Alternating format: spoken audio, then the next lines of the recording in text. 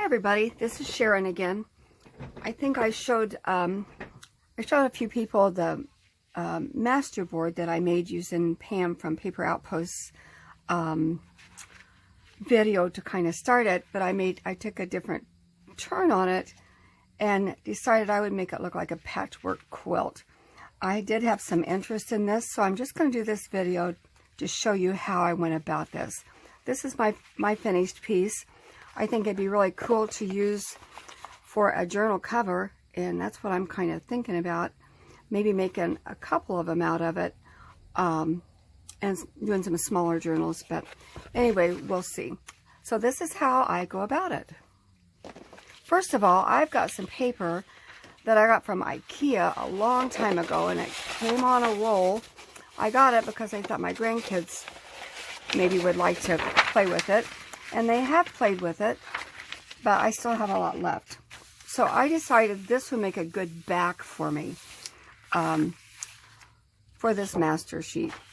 Then I just took a piece of 12 by 12 cardstock, and of course it's going to be a little longer because I didn't cut that edge off. I just traced that just around the edges so I'd have kind of a guideline on where I was putting stuff. And I decided to use kind of a crazy quilt idea. So here's how I went about it. I had a 6x6 pad here that I got. I think I got it at Tuesday morning, but I don't know for sure. And it says $4.99, so I guess that's what I paid for it.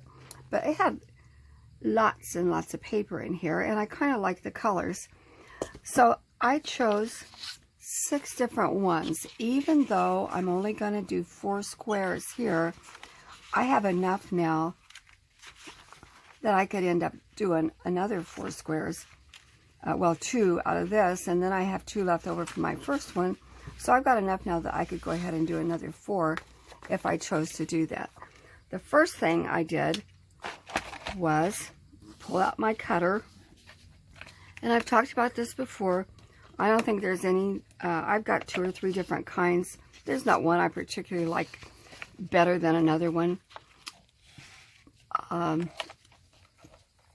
I do find them handy.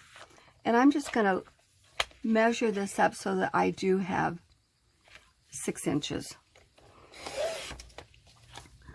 Now you could, if you don't have any 6x6 pads that you'd like to use, you could always take your 12 by 12s and just cut those into quarters, and that would work too. Okay, the next thing I'm going to do, I'm going to turn this over and I'm going to come up with my pattern. It's not rocket science. I really don't know what I'm doing, but it worked out fine, so that's what I'm going to do. So I'm just going to say what I want to end up with in the center.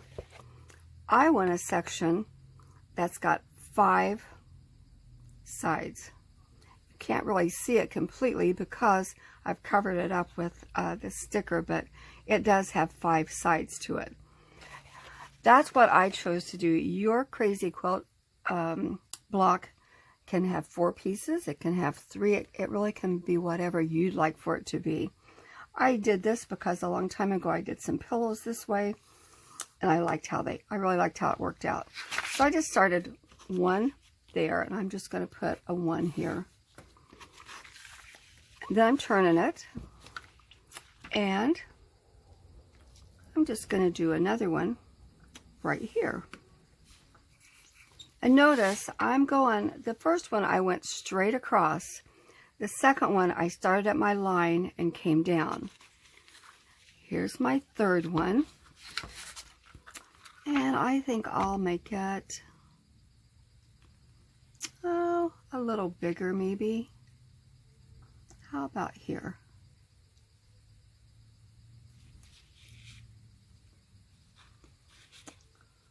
Yeah, that should be okay. Right there. There's 3. Now my center this time looks like it's gonna kind of be a square. I don't really want it to be a square. 1, 2, 3.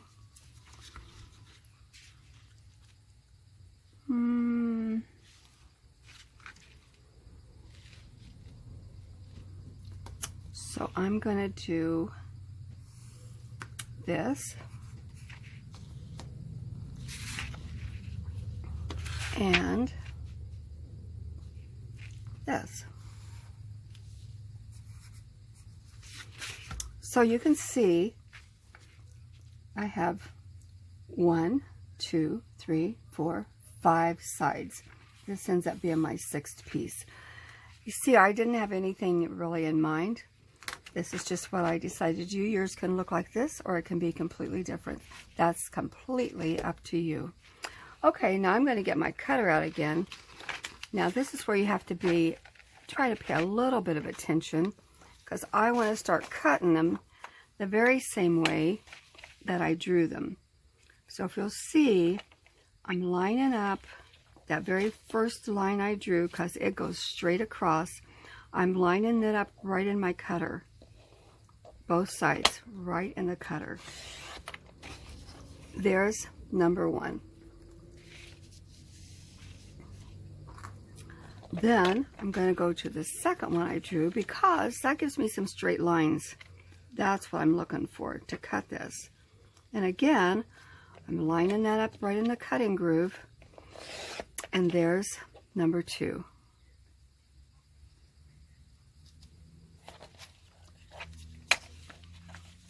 And here's number 3. And again, lining that up in my cutting groove. And notice I'm cutting them all at the same time, all together.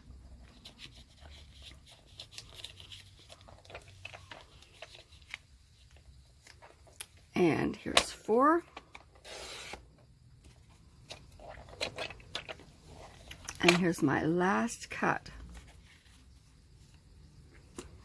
Now we're really not making a quilt. If something doesn't come out perfect, it's really okay. So there's 5 and there's 6. Now here comes the trick. Can I put them back together again? Let's see. There was 1. And there was 2. And there was 3. How did that go?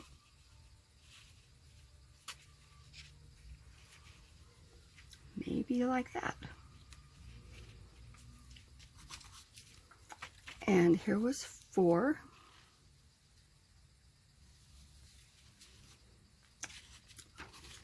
Let's put this middle in first.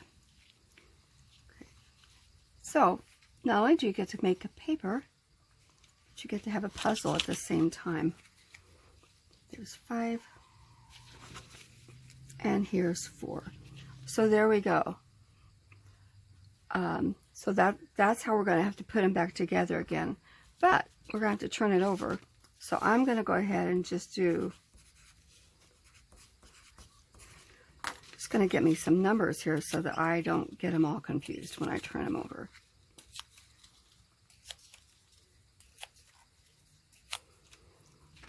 So here's number 1.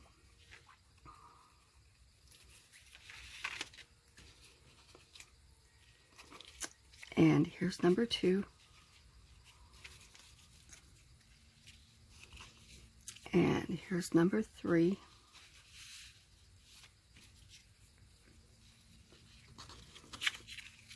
Put that center back in again. There's number 6.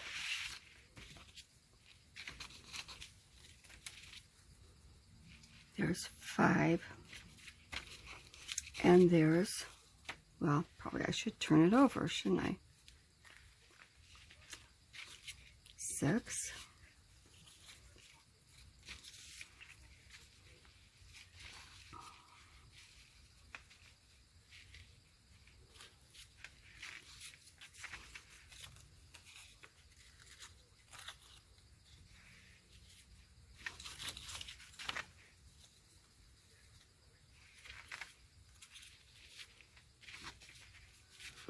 Okay, so here's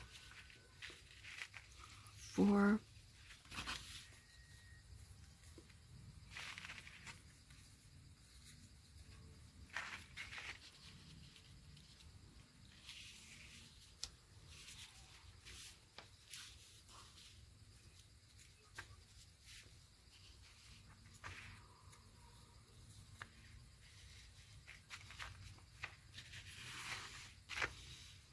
All right, there's our puzzle, finally, back together again. Now, obviously, we don't want these to all have the same pattern. So I'm going to take one is okay. We're going to leave it just like it is. On two, I'm going to take the pink one and put it on the bottom.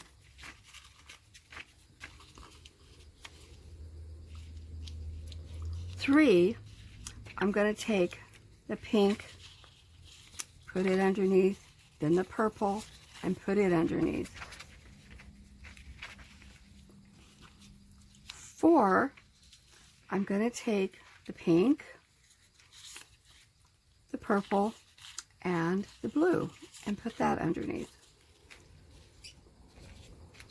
5, I'm going to take the pink, the purple, the blue, and the black, and put those underneath. And I think I did that wrong. Let's try that again. The pink, the purple, the blue, and the black. And we'll put that underneath. And then the 6th one, I'm going to put pink, purple, blue, black, green, and I'm going to end up with the orange. And there we go. I'm fine with that. If you want to mess around and change things around, that's completely up to you. I'm really okay with it coming out looking like that. So now let's start gluing.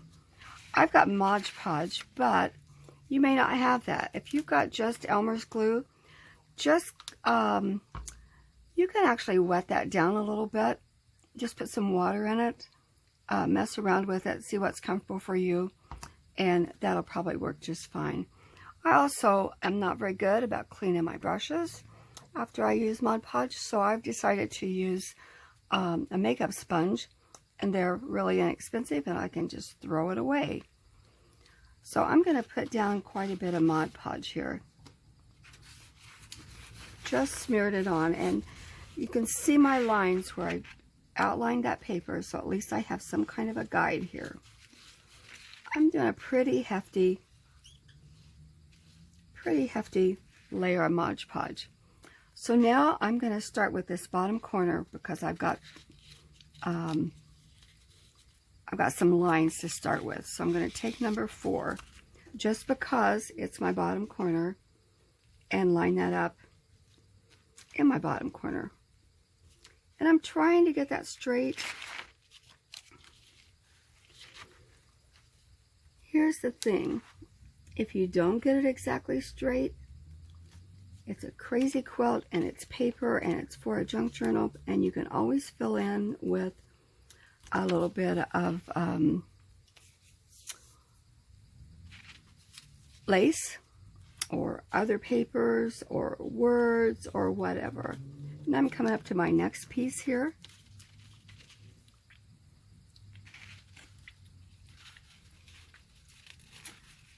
And my next piece.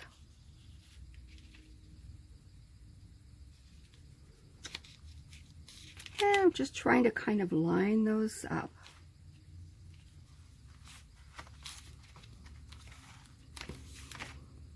Then I'll come over to maybe number 3 here.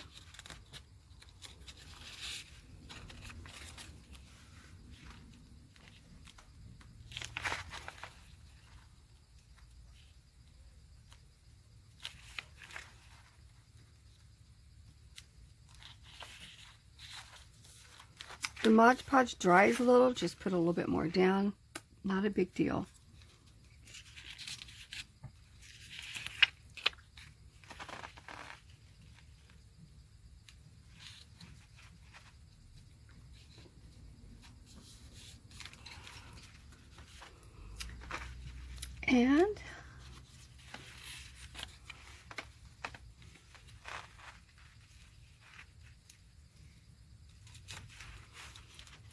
And there we go.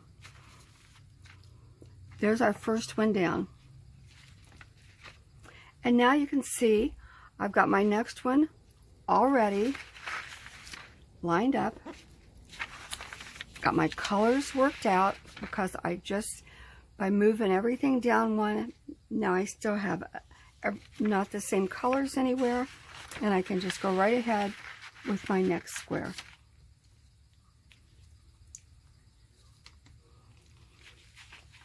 When I get done, I'm going to go over the whole thing with Mod Podge, so if I get some on that first part, that's okay. It really doesn't matter.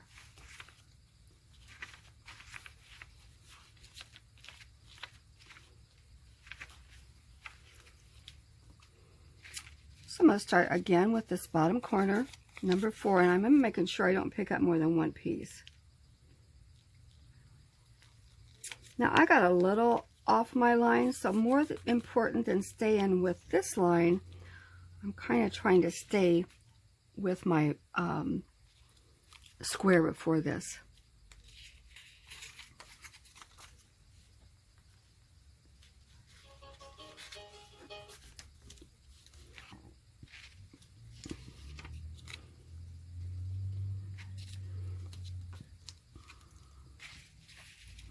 So you can see we're just putting the puzzle pieces together. Now look, I ended up with 2 purples right together. I don't really care, but I could have looked at that a little bit better and chosen to not put those right together. Like I said, for me it really didn't make any difference. For you it may. So you might want to look at, you could lay all of your squares out to start with and make sure that they look like you want them to.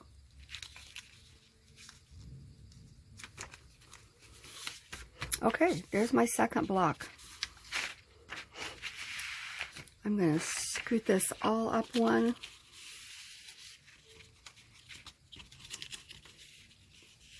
So that it's out of my way. So I can work on my next one.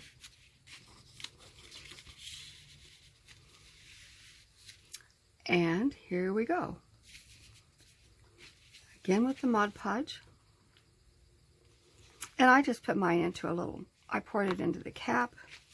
Makes it kind of easy to work with. And again, just kind of smear it on there. You kind of want quite a little bit because it does kind of dry quickly. Okay, I'm going to start again in this bottom corner.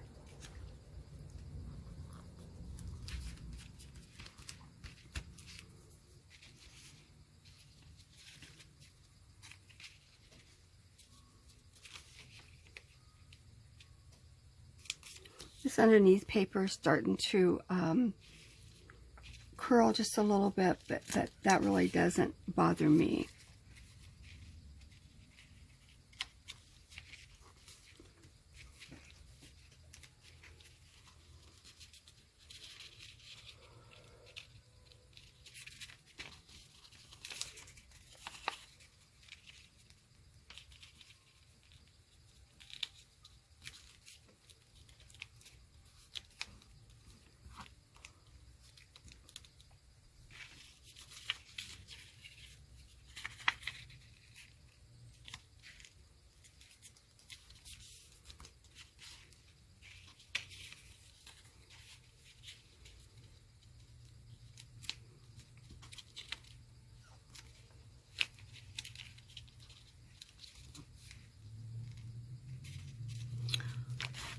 Okay, there's block number 3.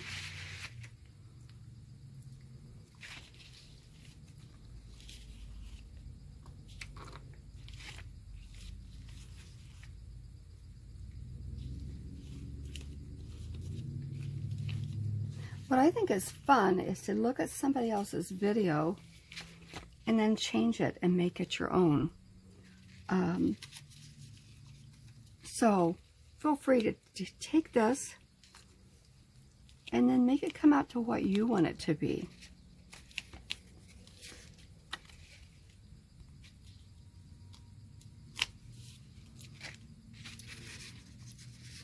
Now again, I'm going to end up with this here. I don't really care. if you did, again, we could have laid all 4 of these blocks out ahead of time to make sure that we didn't end up with something that we didn't like.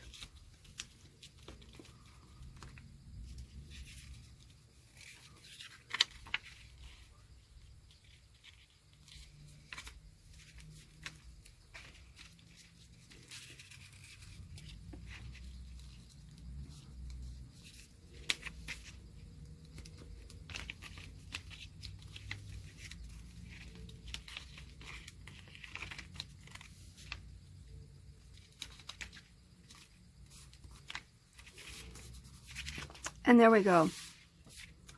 How fast and easy was that? Now I'm going to take my Mod Podge and just go over the whole thing. That way, if I've got some places that maybe I didn't get glued down quite as well, it's going to catch all of it. And also, I happen to have one, it's called Satin Finish. That's my Mod Podge. You can have matte, I believe, finish. You can have a shiny glossy finish, whatever you choose to do.